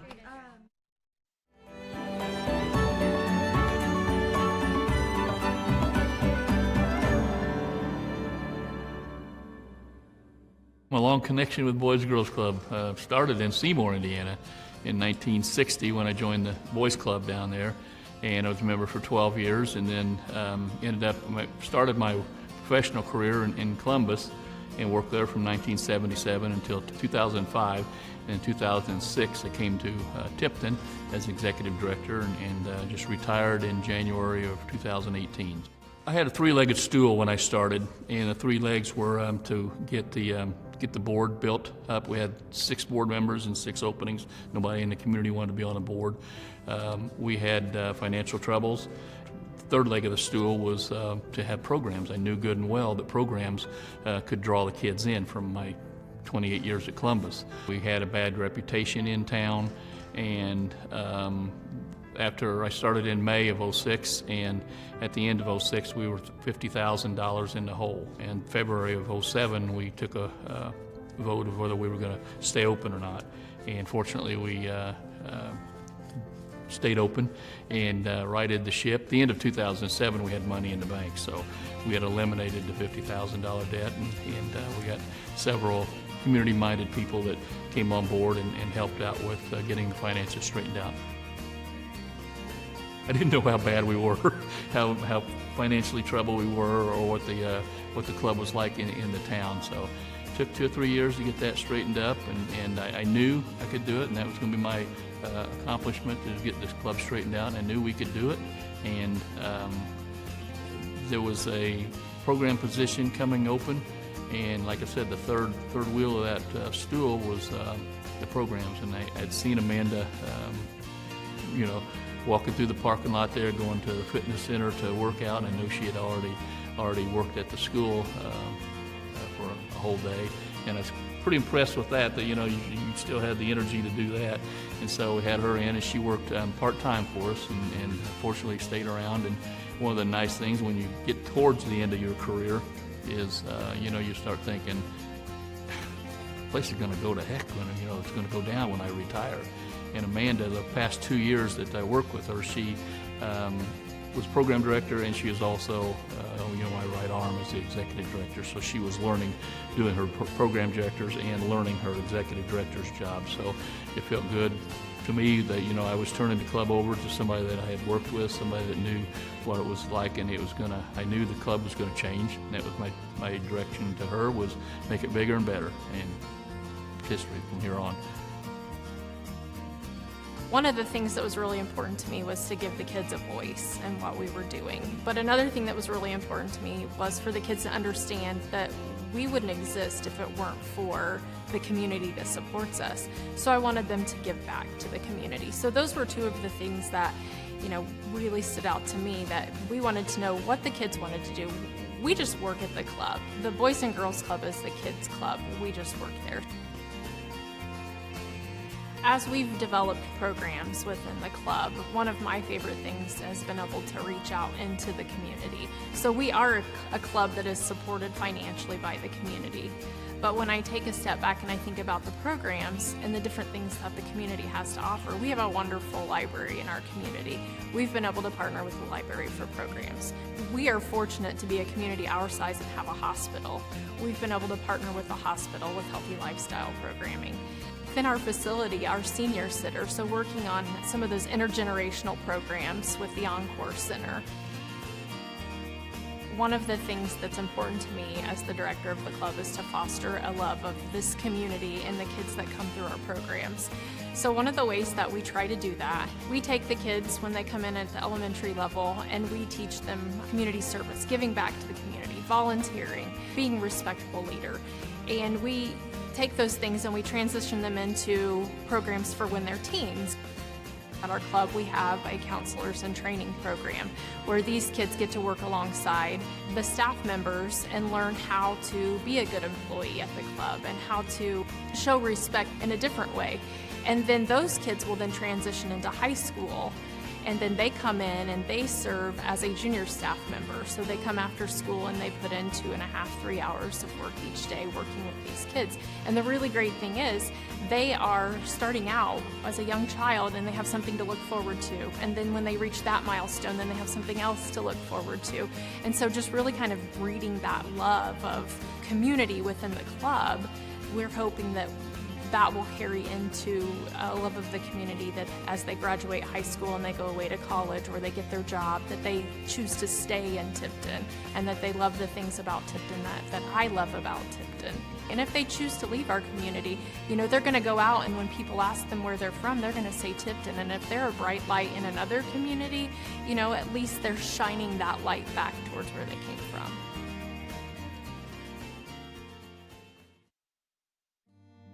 Two uncles and a grandfather started the original canning factory in 1925. It started up because other people were canning tomatoes and they were growing tomatoes for them, and they thought the canners were making all the money, so they decided to start their own canning factory and can their own tomatoes. My father married their sister. Instead of becoming a chemistry teacher, he decided to go to work for his two brothers-in-law. They formed a partnership between the two Ray brothers and Art Noble and became Ray Brothers and Noble Canning Company. I had my rear end run out of the canning factory ever since I was old enough to walk, and went to Purdue, graduated in agriculture with a major in food technology, came back to work for the family company in 1958, primarily in quality control. In 1967, my brother and I's father passed away, and he and I took over control of the company in January of 1968. At that time, everything was pretty much manual. We even ran most of the machinery in the plant with a stationary steam engine and had belts and jack shafts and everything running all over the place. And slowly changed everything over to electric motors. Mechanization finally helped, both in the harvesting of the tomatoes and in the canning facility itself. Where we used to have 40 or 50 people just in the warehouse, went down to about 6. And same with the number of people on the processing lines. The numbers dropped drastically. Used to have to peel them and take the core out by hand, and ended up we just had to take the peel off and can them core and all. The best part was the start of the canning season. Canning season started sometime the first 2 weeks of August, ended anywhere from the 10th to 12th of October. The earliest we ever started was the 31st of July that I remember. The worst part was probably during the canning season, and the other best part was at the end. And the 70, 80, 90-hour weeks ended. My name is Tana Simmons. I was born and raised in Tipton County, and aside from my full-time job, I also act as a 4-H mentor to a couple of local kids, and I am also involved with FFA by judging some of the district contests. With 4-H, I was very actively involved with showing livestock. You know, over the years, I kind of found that my passion fell into kind of the ag realm of 4-H in the livestock area. And that's something that has kind of stuck with me today, and that's why I have made it a point to be able to kind of be a mentor for those that are involved with 4-H now and want to continue their passion with the ag industry. And then with FFA, gosh, my experience with that, the main takeaway that I think of today is that I learned so many valuable life lessons that I still implement in my day-to-day life. So, with FFA, there are a variety of different activities that you can be involved with. So it's not just cows, plows, and sows like it used to be maybe 50 years ago, but, you can be involved with animal science and food demonstrations and public speaking and judging of livestock and meats and poultry and dairy, and there's just anything that you're interested in, there's a spot for that in FFA. It's really cool that not only when I was active, when I was younger and involved with 4-H and FFA, obviously I could do these things, but now that I'm older, these are two organizations that I'm still able to be involved with, just in a different respect. And I think that that's pretty unique. I have younger siblings that I've been able to help, just kind of guide them through their livestock projects. Now that all of my siblings are out of 4-H, there's 2 brothers that came to me and they were like, hey, we want to show pigs this year. We've shown cattle for a couple years, but pigs is something that we think would be super fun to try. And so we've had pigs for just a little while now, and to see the spark and the excitement in their faces when they come into the barn and they see these pigs and they're in the pens with them and rubbing on them and loving on them, and they get excited and they'll tell me how yesterday they told their sister about all the different breeds of pigs that they learned about and how they learned about ear notching and different things like that. It's just really cool, for me to see the excitement that they feel towards a project that I am so passionate about, in an industry that I am so passionate about. And so I know that, the future is in good hands. The future of the ag industry is in good hands because 4-H gives them the opportunity to participate. Between Tipton County 4-H and Tipton FFA, there are, honestly, I would say countless scholarships that you can apply for.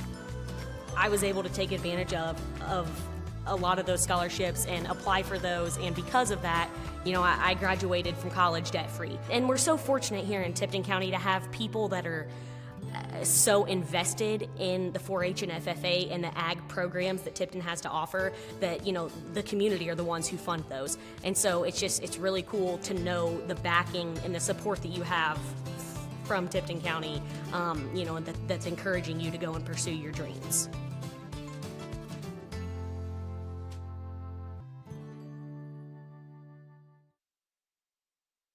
Well, the Pork Festival started in 1969 by 4 lovely ladies. Their names were Henrietta Larson, Nan Nash, Margaret Hinkle, and Bobby Kaufman.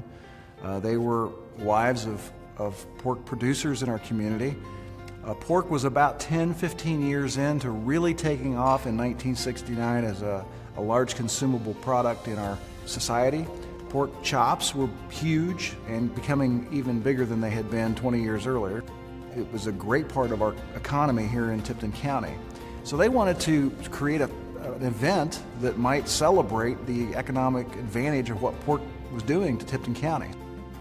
Launched the 1-inch thick, half-pound, secret sauce prepared Tipton County Pork Festival pork chop. We use the same secret sauce today in 2019's festival that will be coming up, always the Thursday, Friday, and Saturday after Labor Day weekend. You can't miss us. The Tipton County Pork Festival has grown over the last 51 years incredibly. At one time we swelled to an estimated 150,000 people in 3 days. Now we hover between 120 and 125,000 because so many of those people want to come back every year and enjoy our world-famous pork chops. We brag about 10 tons of pork chops being consumed in those 3 days that we have on the courthouse square. And 4 tons of it is pork chops that we serve. There's also bacon and, of course, barbecued baby back ribs, and then there's all kinds of pulled pork, and then pork any way you want it. The Tipton County Pork Festival was born in the shadow of the courthouse. Today, 51 years later, it still remains the shadow of the courthouse. In fact, only 3% of festivals exist up to 50 years in time. So we're very blessed, very fortunate that what we have is a thing people keep wanting to come back to every 365 days. Kernut has been there with all 51 years. Well, my dad, Rick Kernut, was a part of the original crew of 1969 and 1970. He was treasurer and then chairman of concessions up until I joined after I came back from college in 1983. I kind of got my feet wet and then moved into publicity and sponsorships, and then became president for a few years, and then went back into publicity and sponsorships, and then have stayed there parked pretty much for 33, 34 years, and now I've been president now since 2011. So I'd love for somebody to volunteer and say, hey, would you like to be president? Or kind of, I'm not so sure. So I guess I'm president for a little while longer anyway. It's really exciting to know, no matter where you go, within an hour, 2 hours, 3 hours, I hear you say Tipton County, and people immediately think of what we're known for, which is the Tipton County Pork Festival.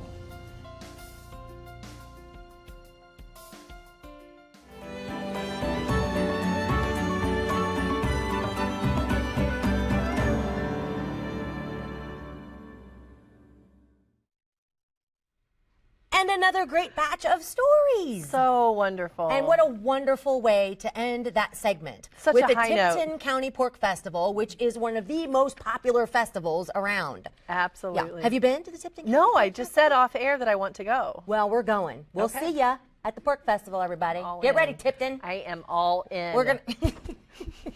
Thanks to all of you who have called in tonight to support WIPB and Tipton. We hope you are enjoying getting to know your neighbors in Tipton and all the wonderful things about their town. Call now to let us know you like this series and want to see more of it on WIPB. Dial the number 800-252-9472. Lots of people called that number. I know. Or went online. I know. And then we're going to talk about a few of them, aren't we? Absolutely. Let's do it. First up, we have Mick and Kristen Pecos. Thank you so much from the Diana Yes. Theater. They couldn't be here tonight because they're manning They're the at the theater. theater, Right. But they wanted to say thank you to WIPB. Our pleasure. Honestly, it's been our pleasure for letting them participate in this, and wanted to give a shout out to Mom and Dad for raising them in Tipton. I love that. I know. I love it too. I love that. Thank you so much, Nancy Carpenter. She called in from Kokomo, and she would like to give a very special shout out to those who remember the Blue Devil Sundays. Ooh. I bet there are a lot of people watching right now that are going, oh, now why'd you have to go and bring that up? Now I'm craving a Blue Devil Sundae. We might have to go check that out. Yeah, as I well. need to know what it is. Something about some blues sprinkles or For something on the dessert top. after the and pork festival. That sounds delightful. All that sounds in. wonderful. Thank you also to Ray Noble of Tipton. Ray and Cynthia, thank you so Yes. much. Ray was a storyteller. Yep. And thank you to Mary Meyer Paul. She is watching online right now. She says, I live in Wisconsin, but I was born and raised in Tipton. My sister, Joanne Burke, there she is, everybody. There she is, was on the program. She said, thank you so much for sharing that story, Joanne Burke. And thank you so much, Mary, for calling in. We also want to thank some more of our great community sponsors who helped bring you tonight's episode of Now Entering Tipton. They are the City of Tipton, Mid-State Engineering, and McCormick Printing Impressions. Now, every day, WIPB takes you on new adventures with a broad range of perspectives and voices that you won't hear anywhere else. And at WIPB, we take our role as East Central Indiana's PBS station very seriously, serving as a vital educational and cultural resource within our community. Your financial support makes everything we do possible, and it ensures that we continue broadcasting the best, most diverse, and most trusted television programming available. If you have been enjoying Now Entering Tipton, we want you now to make a gift of support to WIPB by calling 800-252-9472. And you can even talk to one of our phone volunteers that are here from Tipton tonight. Or you can also give online anytime at WIPB.org. Yep, if you donate $60 tonight, we'll thank you with the Now Entering Tipton DVD, which will include behind-the-scenes footage of production day in Tipton and here in the WIPB studios. Plus, you'll see photos and stories not seen in the program tonight. If you donate $108, we'll thank you with 2 DVDs. If you live in Tipton or you used to live in Tipton, we want to hear from you now. Support local programs like Now Entering so we can continue to tell the stories of small towns in East Central Indiana. The Now Entering series is one of our favorite local programs. We absolutely love being able to connect our viewers with storytellers who tell great local stories. But we can't do it without your support. Your financial support, no matter what the amount, really does make a difference. WIPB is a nonprofit organization that depends on funding from a variety of sources: federal, state, businesses, and individuals just like you. So call us right now at 800-252-9472, or you can go online to show your support for Tipton and WIPB. Right now, Michelle has one more of our phone bank volunteers with her, so let's head on over and hear what she has to say. Thanks so much, Angie. And with me is Jason Fields, and he is the Assistant Director of the Library in Tipton. And Jason, thank you so much for joining us tonight and for working it on the phone bank. Thank you. For us. Appreciate that. So libraries are all about stories. So I can only imagine that you and the other folks at the library were probably really excited to hear about this project. Yes, we were. We helped out by supplying camcorders to the storytellers. So that was really exciting for us to be able to support the effort in the community in that way. Absolutely. Yeah. So what did you think in hearing the stories from fellow residents of Tipton? Did you learn some new things about your town? Sure. The flag story was great. The farming community is very strong in Tipton County, so learning about local farmers was also good to know. Why do you think it's important for us, for towns, to share their stories with others? Why is that important? Sure. I think the stories make up the community, and when they're told together in a program like this, I think it just helps illuminate the history of the community and bring to light some of the residents that make it an exciting and interesting place to live. Absolutely, and I know we've said it a few times this evening, but through each story you see so much pride and love for the community, for the place that people call home, and I love seeing that, and I'm sure that you do as well. Yes, it's great to work in a place that values community involvement, and the residents love Tipton, and we at the library love supporting the community, and it's just a great place to work and live. Yeah, well, we thank you so much for being a part of the project and having the cameras available there for folks to check out. And you'll also be getting some of the DVDs, so people will be able to check those out. Do you think those are going to be pretty popular at the library? I think so. I think people will be very interested in checking those out. Wonderful. Well, thanks again for sharing the story of the library, and thanks again for being such a great partner in the project. Our pleasure. Thank you. All right, back to you, Angie. Thanks, Michelle and Jason. If you're currently a member of WIPB, whether you give every month or every year, thank you. Every contribution you make to this station strengthens our community by allowing us to be able to bring everyone programming they can trust. Programming that informs and entertains. Programming that makes a difference. That's why your gift matters. Thanks again to the wonderful residents of Tipton for sharing their stories and for volunteering their time. If you would like to nominate your town for consideration, send us a note or give us a call. We want to share the stories of your town told by you.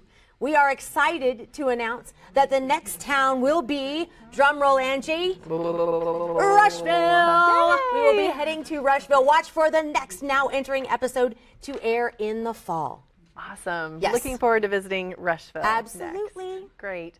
Thanks again to all the sponsors who help support this program, and thanks to all of you who have already called in and joined the WIPB family tonight, including Joy Mitchell.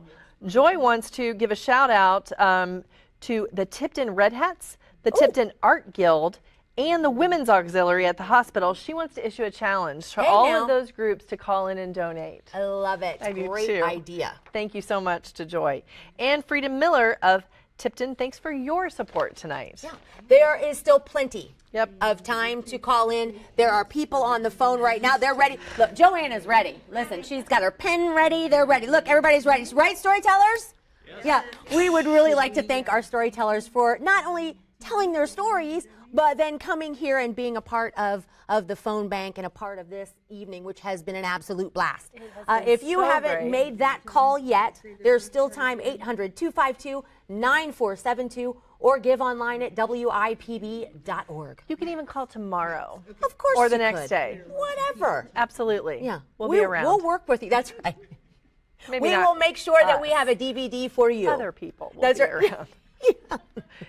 There's plenty of time. You want a DVD? Oh, we'll get you We're a gonna help DVD you. is what we're saying. Thank you so much to everyone who has participated in this program. It's been a joy and a delight to learn Absolutely. all about Tipton. What a wonderful town. So we thank, of course, our storytellers for participating. Thank we you. Thank, and for the storytellers that were not able to be with us tonight, thank you for sharing your stories, because I know a lot of you are watching. Again, thanks to the amazing team we have here at WIPB that puts all of this together. It's always been a wonderful experience for us. We love coming to your towns and learning about your community and the people that live there and call that place home. So thank you for watching. Absolutely. Of course. And thank you to all of the community sponsors. Yes. Oh that my help. goodness, so many from So many Tipton. businesses in Tipton have issued support this time. So thank you so much to all of the sponsors as well. Yes. Once again, thank you to all of the people that took time to call in or to log on and show their support for this program. Oh, I think this is our last thank See, you. we I'll talked let you long do it. enough. I So that know. yeah.